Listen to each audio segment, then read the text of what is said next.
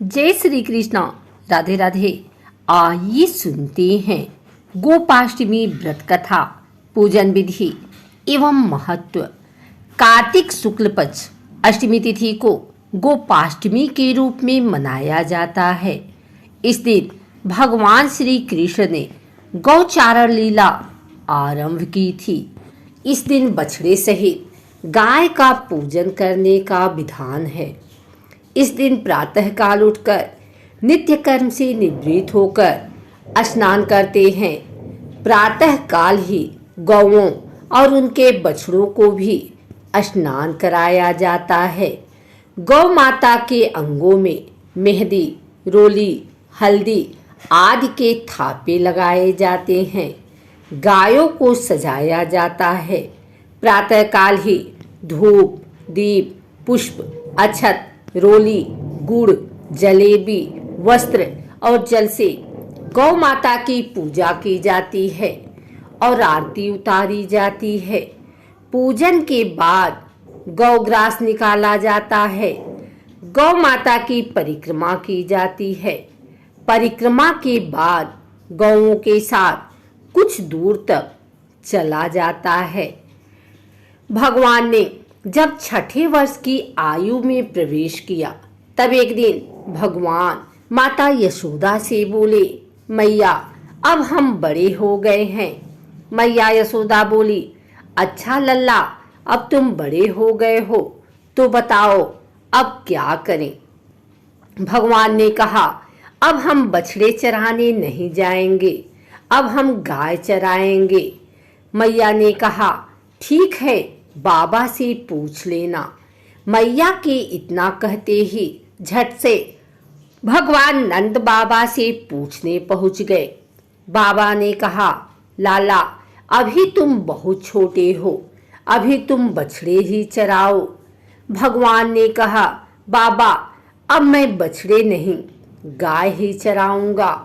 जब भगवान नहीं माने तब बाबा बोले, ठीक है लाला, तुम पंडित जी को बुला लाओ, वह गौचारण का मुहूर्त देखकर बता देंगे।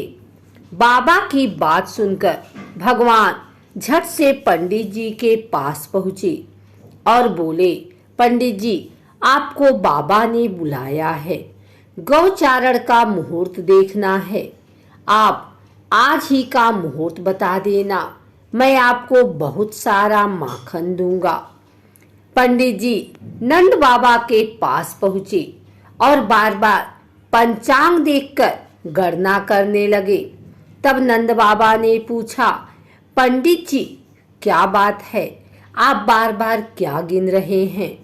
पंडित जी बोले, क्या बताएं नंद बाबा जी, केवल आज का ही मुहूर्त निकल रहा है, इसके बाद तो 1 वर्ष तक कोई मुहूर्त नहीं है।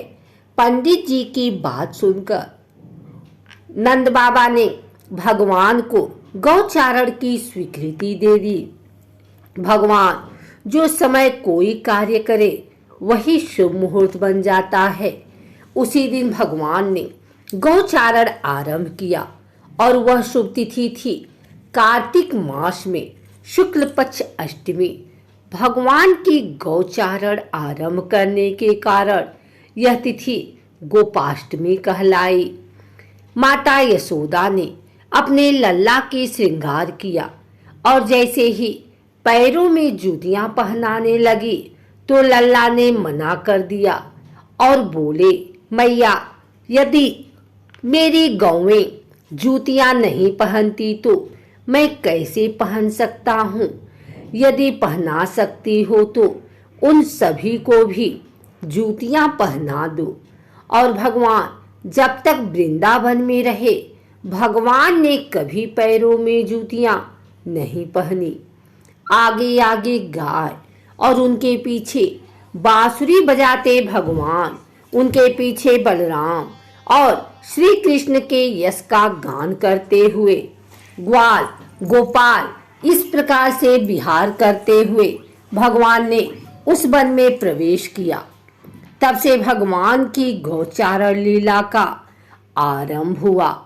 जब भगवान गौवे चराते हुए वृंदावन जाते तब उनके चरणों से वृंदावन की भूमि अत्यंत पावन हो जाती। वह वन गौओं के लिए हरी भरी घास से युक्त एवं रंग बिरंगे पुष्पों की खान बन गया था।